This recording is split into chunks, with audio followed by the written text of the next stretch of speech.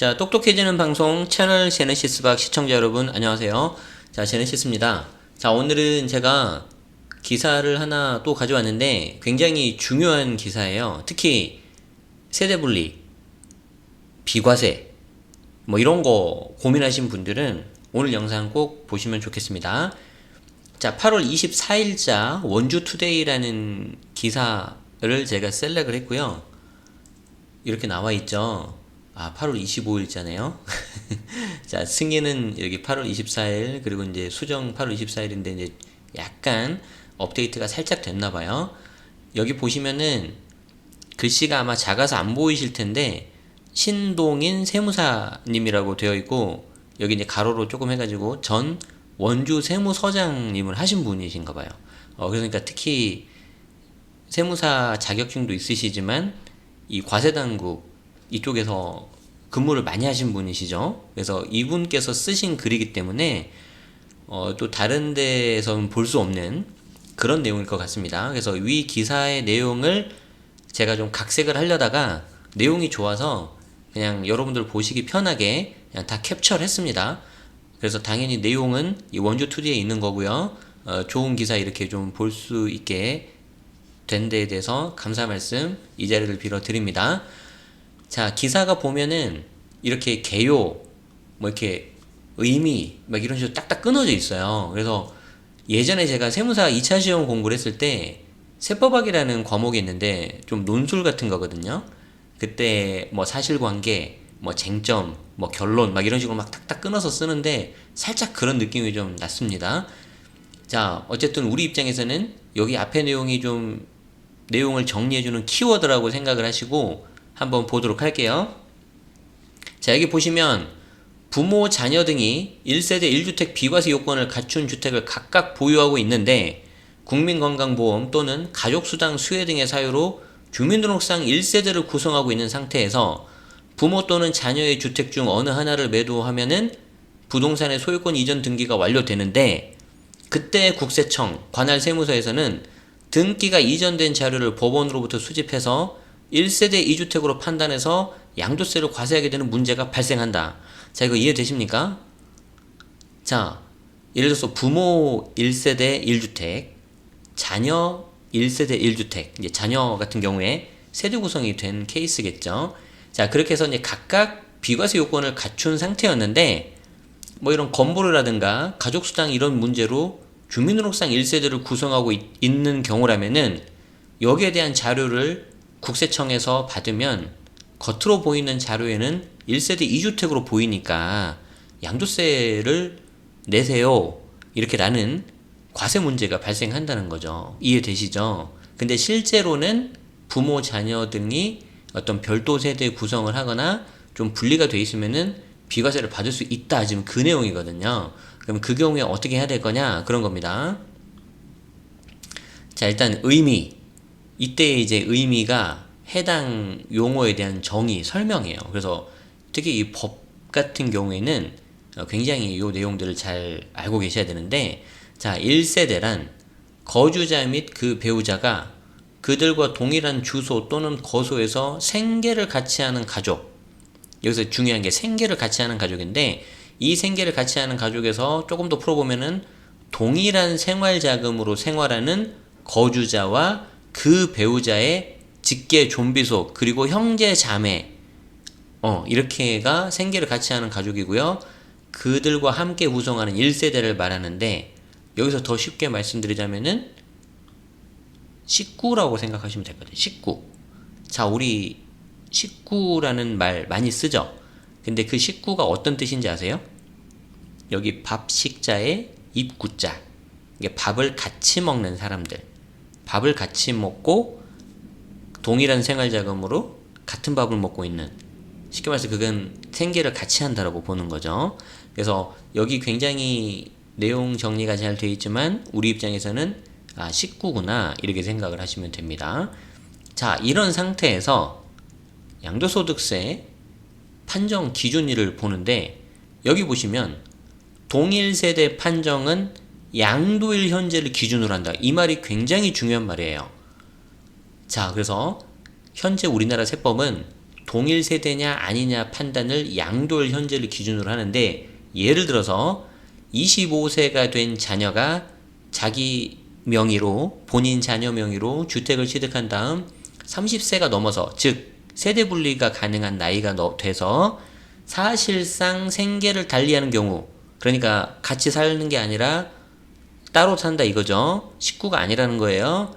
그런 경우에는 취득 시기에도 불구하고 양도 시점에, 즉 자녀가 25세 취득은 했지만 나중에 양도할 때가 30세가 넘으면 이 30세를 기준으로 해서 세대 분리 요건이 되기 때문에 자녀는 부모 세대와 별도의 세대로 봅니다.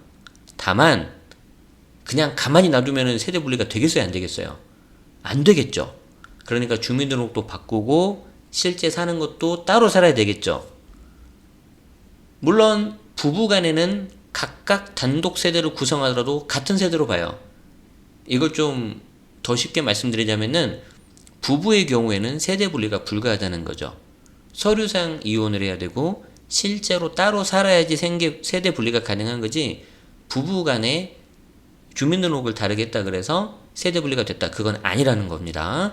자, 다시 한번 말씀드리는데, 이 세대 분리를 했냐 안 했냐, 그 판정 기준일은 양도일 현재를 기준으로 세대 분리 판정을 한다.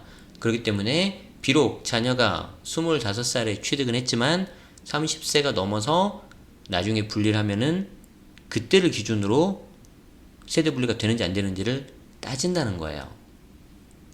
자, 동일 세대의 범위에 대해서는 아까 잠깐 나왔는데, 양도자 본인과 그 배우자의 직계 존비속, 그리고 형제 자매를 말합니다. 간단히 언급하고 넘어가고요. 자, 이제 과세 예방.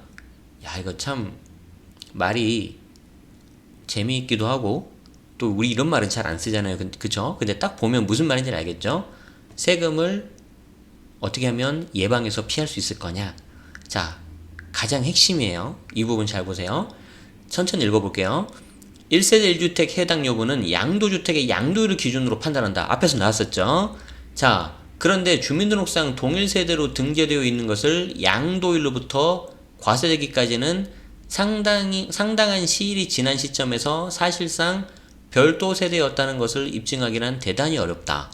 자, 무슨 말이냐면, 양도주택의 양도율을 기준으로 판단을 하는데, 이게 주민등록상 동일세대로 만약에 등록이 되어 있다고 하면은 양도가 되고 나서 꽤 오랜 시간이 지난 시점에서 실제로 별도 세대였냐 아니었냐, 이걸 따지기가 어렵다는 거예요.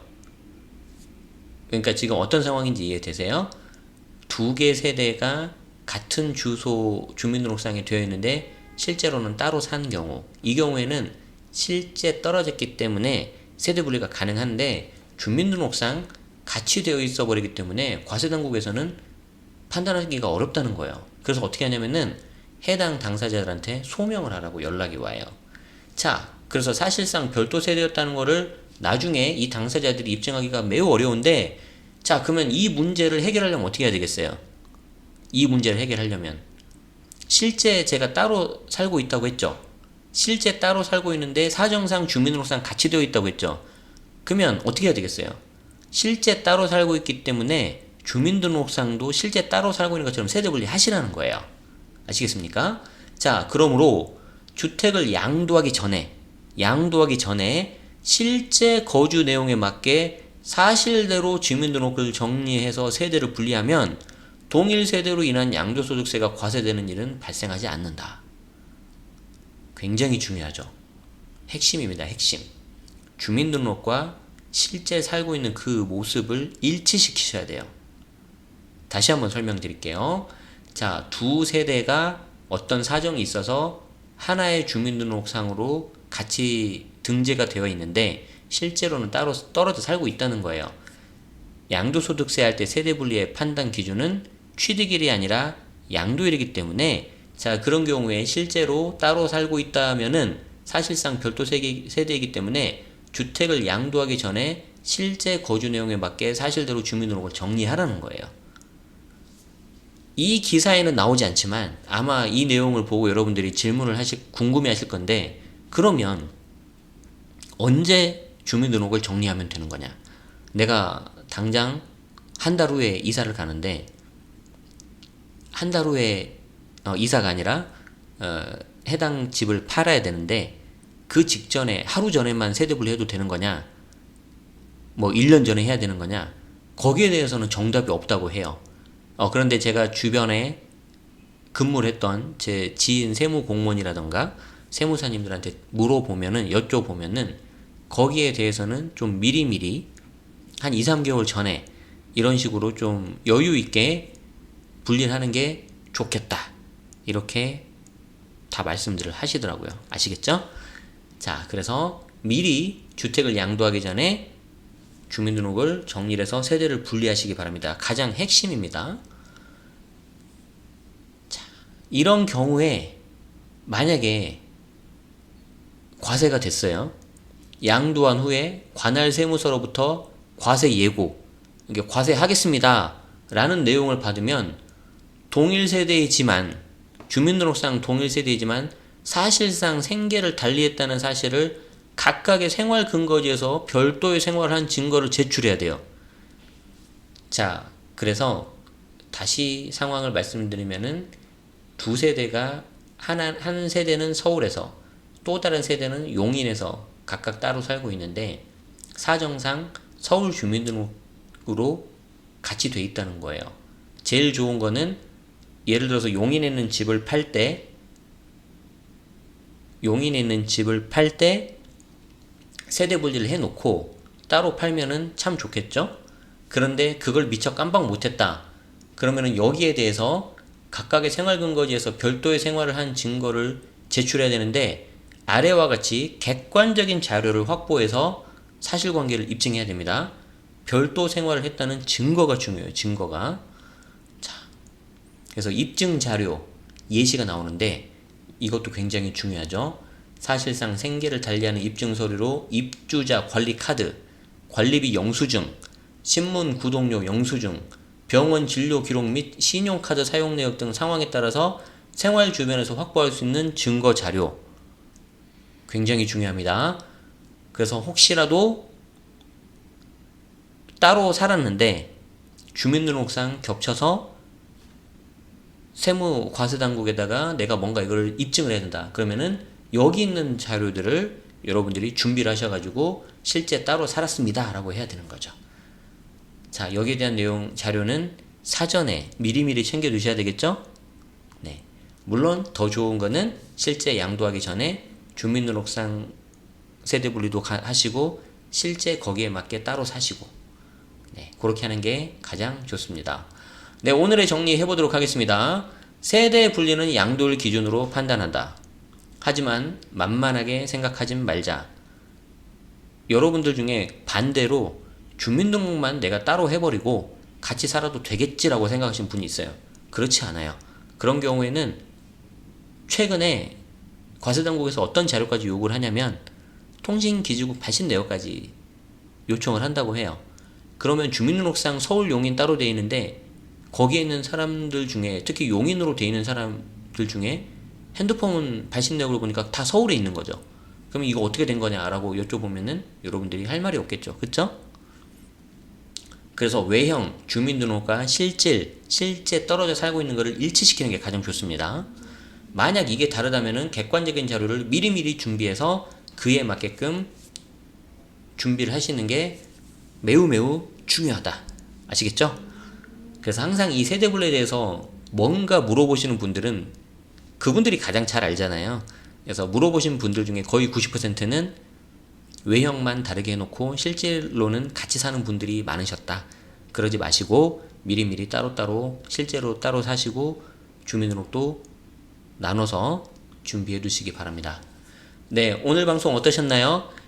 기존에는 제가 검정색 바탕에 흰색 글씨로 했었는데 가끔 유튜브에서 그걸 인식을 좀 잘 못하는지 좀 화면이 잘려서 여러분들이 좀 보시기에 불편하신 것 같아서 제가 이렇게 했고요. 본 내용이 도움이 되셨다면 주변에도 좀 많이 알려주셔서 주민등록만 다르게 한다고 해서 세대분리 되는 거 아니래.